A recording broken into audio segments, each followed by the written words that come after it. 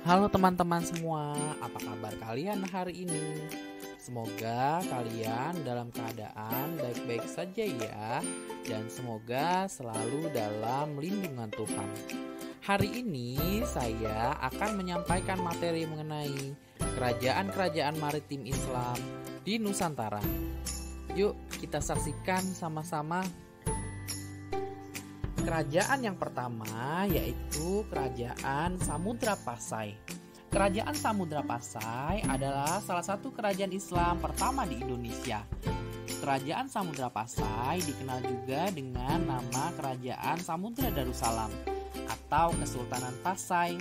Kerajaan ini terletak di utara Pulau Sumatera atau persisnya di kota Lauk Semawe dan Aceh Utara, Provinsi Aceh. Kerajaan Samudra Pasai didirikan oleh Nazimuddin Al-Kamil pada abad ke-13. Nazimuddin Al-Kamil adalah seorang laksamana laut dari Mesir.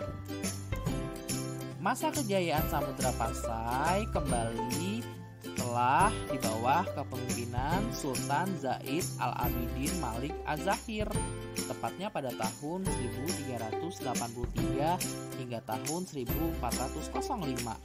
Menurut catatan dari negeri Cina dalam bentuk kronik Cina, Sultan Zain Al-Abidin Malik Az-Zahir dikenal dalam catatan tersebut dengan nama Cina Sainuli Aping Tingki. Namun sayang, masa pemerintahan Sultan Zain Al-Zahir harus berakhir ditandai dengan tewasnya beliau di tangan Raja Nakur. Kemudian sebagai penggantinya yaitu istrinya bernama Sultanah Nahrasiyah. Kemudian kemajuan Kerajaan Pasai dalam bidang perdagangan pada saat itu, bandar-bandar di Kerajaan Samudra Pasai menjadi pusat perdagangan internasional dan merupakan pintu masuk ke Nusantara. Untuk bidang pelayaran, berada di dekat dengan pesisir pantai. Kerajaan Samudra Pasai menjadi kerajaan maritim yang kuat. Kemudian dari dalam bidang perekonomian, di bidang ekonomi, Kerajaan Samudra Pasai mendapat kemajuan yang pesat. Koin emas sebagai alat pertukaran ditambah pelayaran dan perdagangan yang pesat membuat kerajaan ini terkenal kaya dan makmur. Saat itu, Kerajaan Pasai menjadi pemasok lada yang terkenal untuk dunia. Kemudian hubungan internasional. Kerajaan Samudra Pasai memiliki hubungan yang baik dengan beberapa kerajaan di sekitarnya, seperti Kerajaan Malaka dan Cina. Namun, hubungan tidak baik juga terjalan dengan Raja Nakur, yang mengakibatkan Kerajaan Nakur menyerang ke Kerajaan Samudra Pasai, yang mengakibatkan tewasnya Raja Pasai. Masa keruntuhan dari Kerajaan Pasai diakibatkan beberapa pengaruh internal dan eksternal. Pengaruh internal yaitu sebelum masa keruntuhan sering terjadi pertikaian antar keluarga kerajaan.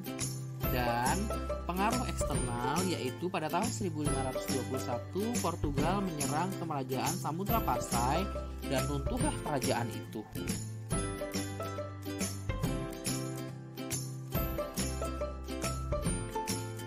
Selanjutnya adalah Kerajaan Aceh Darussalam.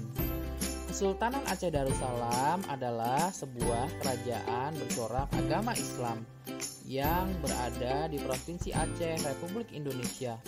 Kesultanan Aceh berlokasi di utara dari Pulau Sumatera dengan ibu kota kerajaan di Bandar Aceh Darussalam dengan sultan pertamanya yaitu Sultan Ali Muhayyad Shah. Kemudian Kesultanan Aceh dibuat oleh Sultan Ali Muhayyad Shah pada tahun 1496. Pada awalnya, kerajaan Aceh ini berdiri di atas wilayah dari Kerajaan Lamuri. Kemudian, kerajaan Aceh berhasil menundukkan dan menyatukan beberapa wilayah di sekitar kerajaannya mencakup daerah Daya, Pedir, Lidi, dan Nakur. Kemudian masa kejayaannya yaitu raja-raja dan para orang kaya menawarkan mahkota kerajaan kepada Alaiddin Riayat Shah Sayyid Al-Mukamil dari anggota dinasti Darul Kalam.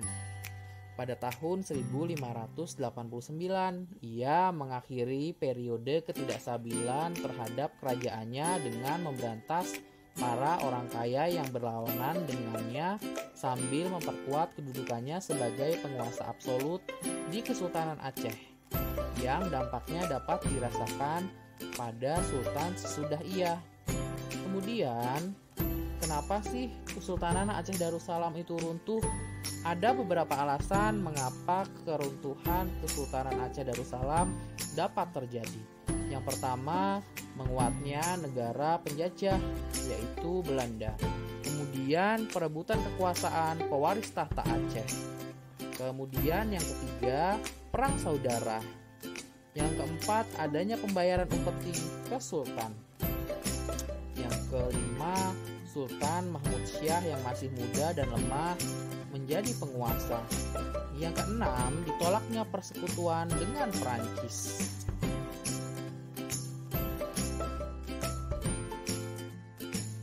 Selanjutnya yaitu Kerajaan Demak. Berdirinya Kerajaan Demak bermulai dari misi para mubalik dalam mengislamkan Jawa yang kemudian terkenal dengan sebutan Wali Songo. Dalam penyiaran dan perkembangan Islam di Jawa selanjutnya, para Wali Songo memusatkan kegiatannya dengan menjadikan kota Demak sebagai sentral segala sesuatunya. Kerajaan Islam pertama ini didirikan oleh Raden Fatah atas restu dan dukungan para Wali Songo yang diperkirakan tidak lama setelah keruntuhan Kerajaan Majapahit. Kerajaan Demak ini dipimpin oleh beberapa raja, yaitu Raden Patah, Pati Unus, dan Sultan Trenggono. Sumber sejarah Kerajaan Demak cukup banyak ditemukan. Bukti keberadaan dari Kerajaan Demak yaitu yang pertama, adanya Masjid Agung Demak. Kemudian ditemukannya Pintu Bledek. Kemudian ditemukannya Soko Tatal dan Soko Guru. Kemudian bukti yang lain yaitu ditemukannya beduk dan kentongan. Situs kolam wudhu, maksuroh-maksuroh atau kaligrafi tulisan Arab, dampar kencana, piring campa, dan lain sebagainya. Kehidupan politik lokasi Kerajaan Demak yang strategis untuk perdagangan nasional karena menghubungkan perdagangan antara Indonesia bagian barat dengan Indonesia bagian timur. Kehidupan ekonomi Kerajaan Demak karena Demak terletak di wilayah yang sangat strategis yaitu di jalur perdagangan Nusantara, memungkinkan Demak berkembang menjadi kerajaan maritim. Dalam kegiatan perdagangannya, Demak berperan sebagai penghubung daerah penghasil rempah-rempah di wilayah Indonesia bagian timur dan penghasil rempah-rempah di Indonesia bagian barat. Perang saudara terjadi di Demak karena meninggalnya anak sulung Raden Fatah yaitu Adipati Unus yang menjadi putra mahkota. Akhirnya terjadilah perebutan kekuasaan antara anak-anak dari Raden Fatah.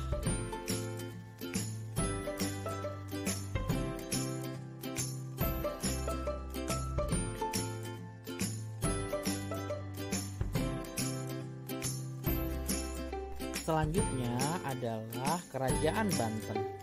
Kerajaan Banten adalah salah satu kerajaan Islam yang ada di Provinsi Banten dan pada awal mulanya berada di bawah kekuasaan Kerajaan Demak. Namun kemudian Banten melepaskan diri saat Kerajaan Demak mundur dan pemimpin pertama Kerajaan Banten adalah Sultan Hasanuddin. Sultan Hasanuddin lalu membuat Banten menjadi pusat perdagangan dan memperluas wilayahnya hingga Lampung sebagai penghasil lada di wilayah Sumatera Selatan. Raja-raja Kerajaan Banten yaitu Sultan Hasanuddin, Maulana Yusuf, Maulana Muhammad, Pangeran Ratu, dan yang terakhir Sultan Ageng Tirtayasa. Dan yang terakhir lagi Sultan Haji.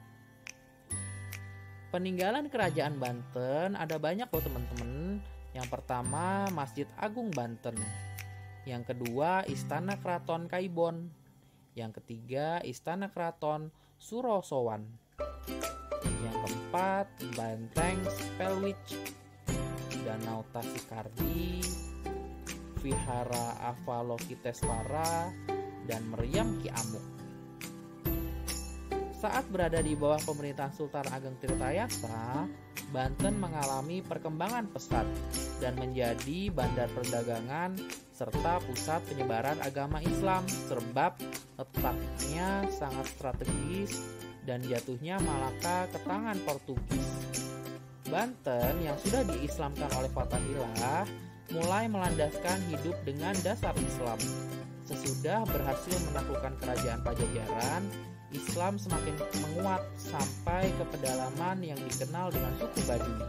Sementara mereka yang ingin mempertahankan tradisi lama serta menolak pengaruh Islam disebut dengan Pasundan Kawitan. Kerajaan Banten mulai mencapai puncak kejayaan pada masa pemerintahan Sultan Ageng Tirtayasa. Kerajaan Banten kemudian mulai mengalami kemunduran yang bermula dari perselisihan Sultan Ageng Tirtayasa dengan putra beliau yang bernama Sultan Haji karena perebutan kekuasaan. Sesudah Sultan Haji berhasil mengalahkan pasukan Sultan Ageng Tirtayasa, Belanda lalu memberikan surat perjanjian dan Sultan Haji mulai merasakan tekanan dari Belanda tersebut. Sebab dari perjanjian tersebut, Sultan Haji merasa sangat menyesal dengan apa yang telah ia lakukan kepada ayahnya sendiri.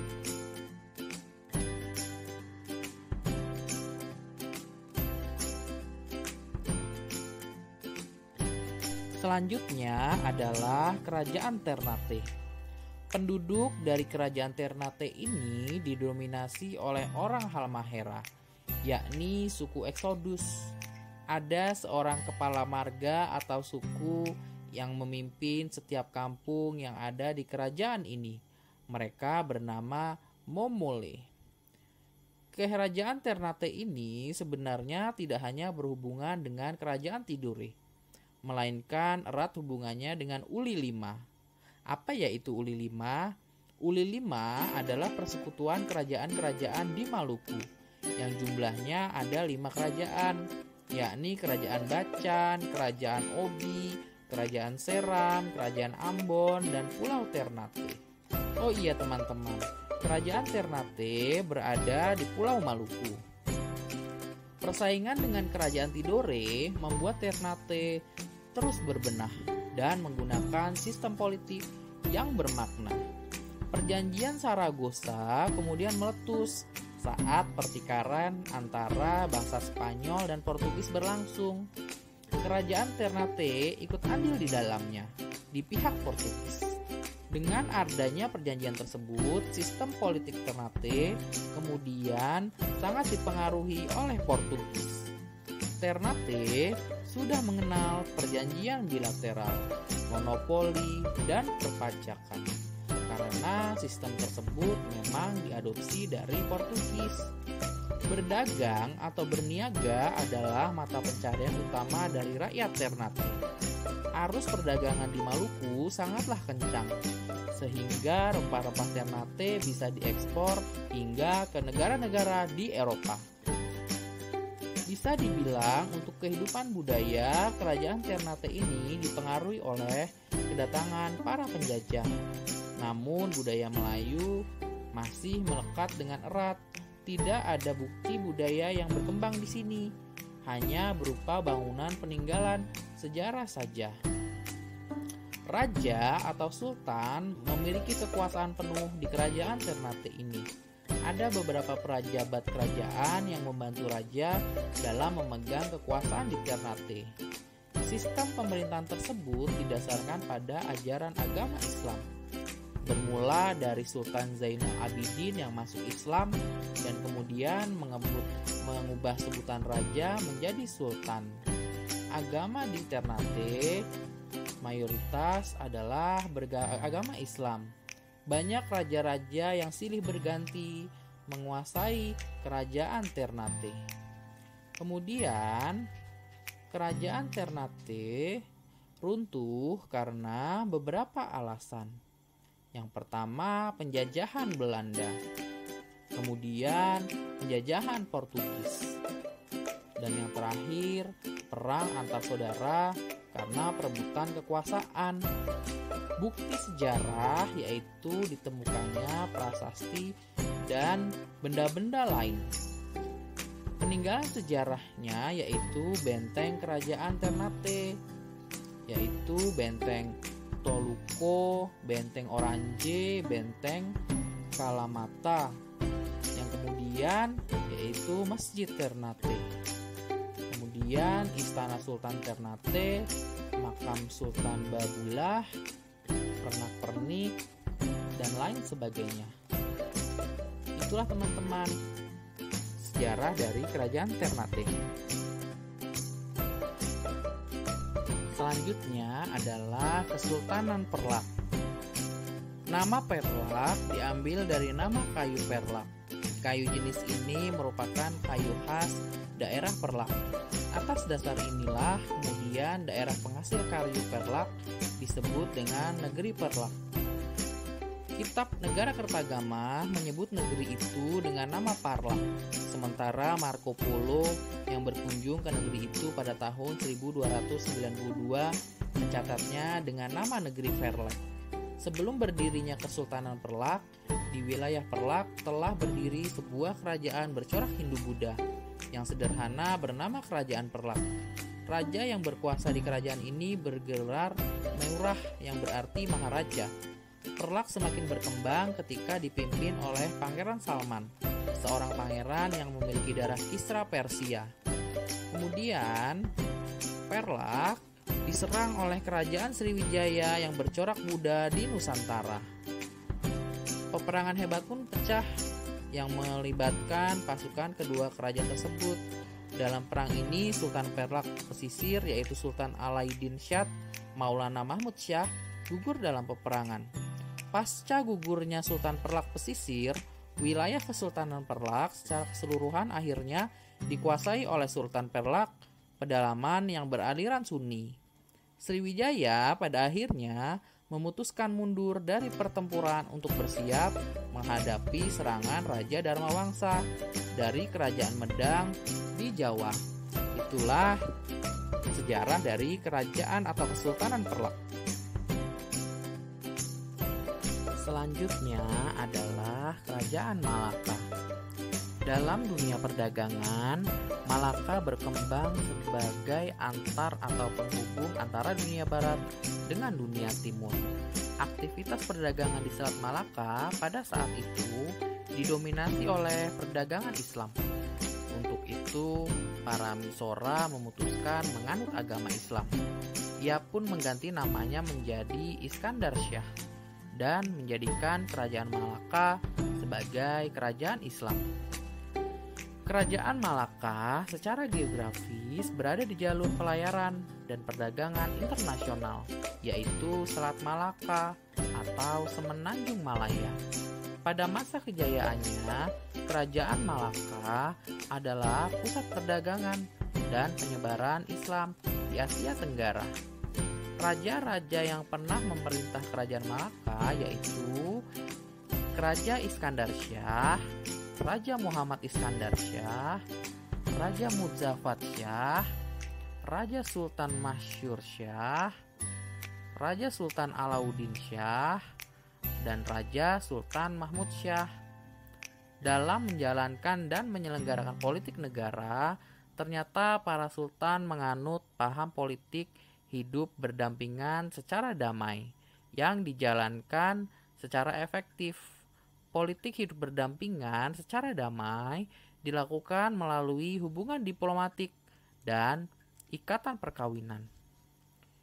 Malaka memungut pajak penjualan, bea cukai barang-barang yang masuk dan keluar, yang banyak memasukkan uang ke kas negara. Satu hal yang penting dari Kerajaan Malaka adalah adanya undang-undang laut yang berisi pengaturan pelayaran dan perdagangan di wilayah kerajaan. Untuk mempermudah terjalinnya komunikasi antar pedagang, maka bahasa Melayu dijadikan sebagai bahasa perantara. Untuk kehidupan sosial budaya, perkembangan seni sastra Melayu mengalami perkembangan yang sangat pesat. seperti munculnya karya-karya sastra yang menggambarkan tokoh-tokoh kepahlawanan dari kerajaan Malaka, seperti Hikayat Hang Tuah, Hikayat Hang Lekir, dan Hikayat Hang Jebat. Sedangkan kehidupan sosial kerajaan Malaka dipengaruhi oleh faktor letak, keadaan alam, dan lingkungan wilayahnya. Sebagai masyarakat yang hidup dari dunia maritim, hubungan sosial masyarakat sangatlah kurang, dan bahkan mereka cenderung mengarah ke sifat-sifat individualisme. Masa-masa kejayaan kerajaan Malaka dikarenakan beberapa faktor, yaitu menjalin hubungan baik dengan negara Cina, kemudian salah seorang dari Sultan Malaka menikahi seorang putri dari negara Cina yang bernama Putri Hang Lipo. Yang terakhir atau yang ketiga, hubungan erat antara Malaka dengan Cina telah memberi banyak manfaat kepada Malaka. Kemudian, runtuhnya kerajaan Malaka.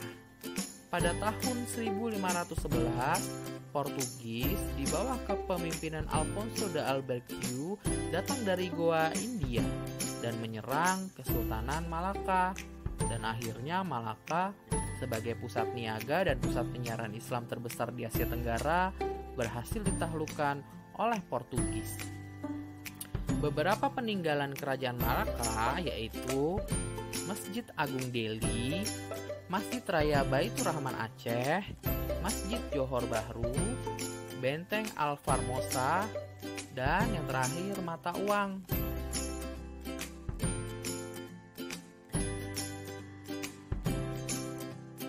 Selanjutnya adalah Kerajaan Mataram Islam.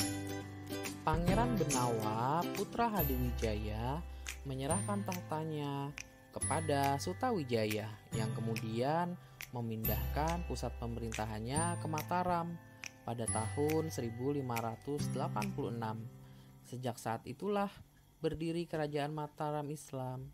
Beberapa raja yang sempat memimpin Kerajaan Mataram Islam yaitu Ki Ageng Pamanahan, Panembahan Senopati, Raden Mas Jolang, Raden Mas Rangsang, Amangkurat I, dan yang terakhir Amangkurat II.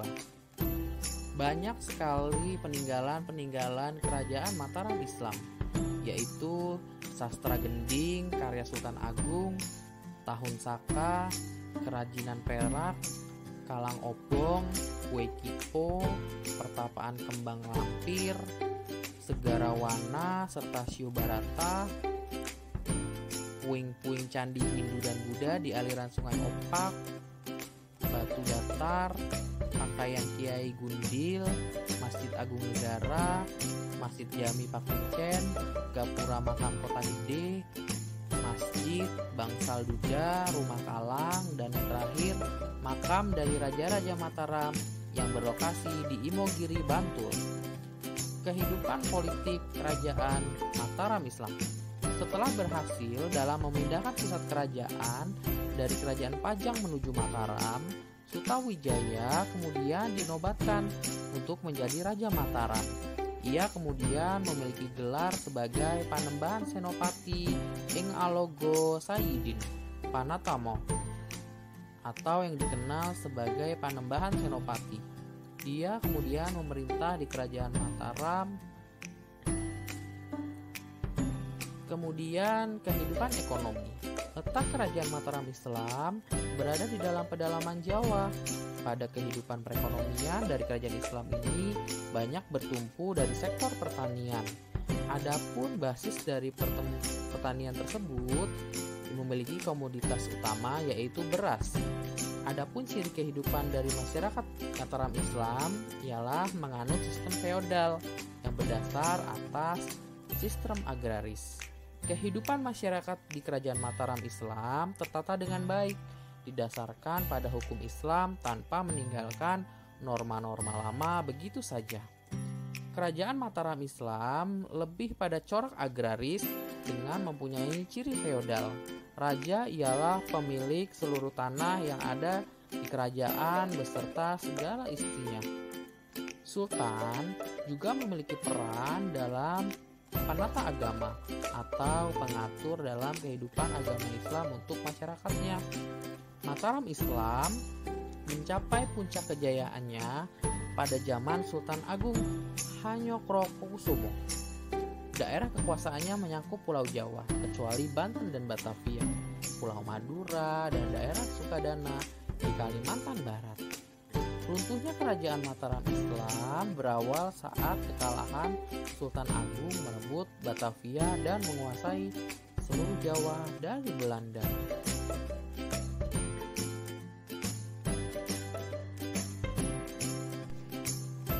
Kerajaan selanjutnya adalah Kerajaan Guatalo di Makassar. Kerajaan Makassar berdiri pada abad ke-16 Masehi yang awalnya terdiri atas dua kerajaan, yaitu Kerajaan Goa dan Kerajaan Talo. Kemudian keduanya bersatu di bawah pimpinan Raja Goa, yaitu Daeng Manraba. Setelah menganut agama Islam, ia bergelar Sultan Alauddin. Sedangkan Raja Talo, yaitu Kareng Matoaya, yang bergelar Sultan Abdullah. Bersatunya kedua kerajaan ini bersamaan dengan tersebarnya agama Islam di Sulawesi Selatan. Kerajaan ini memiliki raja yang paling terkenal bergelar Sultan Hasanuddin yang saat itu melakukan peperangan yang dikenal dengan Perang Makassar terhadap VOC Belanda yang dibantu oleh Kerajaan Bone yang dikuasai oleh salah satu wangsa suku Bugis dengan rajanya Arupalapa.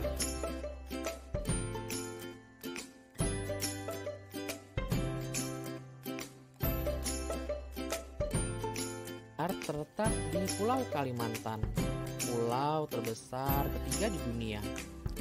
Pulau Kalimantan memiliki banyak sejarah yang menakjubkan. Di dalamnya terdapat banyak kerajaan yang silih berganti dari masa ke masa, dari kerajaan bercorak Hindu-Buddha hingga bercorak Islam. Kemudian, banyak raja-raja yang sudah menjadi Raja Banjar. Raja yang pertama yaitu Sultan Suryansyah. Bentuk pemerintahan Banjar sejak berdirinya sudah dipengaruhi oleh Kerajaan Demak. Dalam masyarakat Banjar terdapat susunan dan peranan sosial yang berbentuk segitiga piramid. Lapisan teratas adalah golongan penguasa yang merupakan golongan minoritas. Golongan ini terdiri dari kaum bangsawan, keluarga raja. Kemudian lapisan tengah diisi oleh para pemuka agama yang mengurusi masalah hukum keagamaan dalam kerajaan. Sementara posisi terakhir adalah golongan mayoritas, diisi oleh para petani, nelayan, pedagang, dan lain sebagainya. Banjarmasin menjadi kota dagang yang sangat berarti untuk mencapai kemakmuran suatu kerajaan. Kalimantan Selatan juga memiliki perairan yang sangat strategis sebagai lalu lintas perdagangan. Dalam perdagangannya, lada merupakan komoditas ekspor terbesar dari kerajaan Banjar. Orang-orang Banjar terdiri dari 3 golongan, yaitu kelompok Banjar Muara, suku Ngaju, kelompok Banjar Batangbanyu, suku Manyan, dan yang terakhir kelompok Banjar Hulu, suku Bukit. Masyarakat Banjar dimulai dari percampuran budaya Melayu dengan budaya Bukit dan Manyan sebagai inti. Kemudian percampuran kebudayaan pertama dengan kebudayaan Jawa, yang mana budaya Manyan, Bukit, dan Melayu menjadi inti. Yang ketiga, perpaduan dengan kebudayaan Jawa yang membentuk kerajaan negara Daha dengan agama Hindu. Yang terakhir, lanjutan dari kerajaan Daha dalam membentuk kerajaan Banjar Islam dan perpaduan suku Ngaju, Manyan, dan Bukit. Sultan Suryansyah adalah raja pertama yang memeluk Islam dan menjadikannya agama resmi kerajaan. Tapi hukum Islam belum melembaga dalam pemerintahan karena pada saat itu belum ada ulama yang mendampinginya. Setelah Sultan Tahmidullah II berkuasa, barulah hukum Islam itu melembaga. Kemudian pada masa pemerintahan Sultan Mustain Billah, inilah pusat kerajaan Banjar dipindahkan ke Kayuwangi, Martapura. Kesultanan Banjar mengalami masa kejayaan pada abad ke-17 pada masa pemerintahan Sultan Mustain Billah, Sultan Inayatullah, dan Sultan Saidullah. Kerajaan Banjar mengalami kemajuan sebagai dampak diaktifkannya wilayah kerajaan ini sebagai pelabuhan bebas. Tapi sayang sekali teman-teman, sebaliknya kehadiran unsur asing di daerah itu juga dapat mengakibatkan perpecahan di kalangan istana. Kehadiran pihak pemerintah kolonial Hindia Belanda yang ikut campur dalam urusan adat kerajaan adalah bukti bahwa unsur asing yang hadir dalam kerajaan Banjar nantinya akan memunculkan perpecahan di kalangan istana. Peninggalan kerajaan Banjar yaitu Candi Agung Amuntai dan Masjid Sultan Suryansyah. Itulah teman-teman sejarah dari kerajaan Banjar di Kalimantan.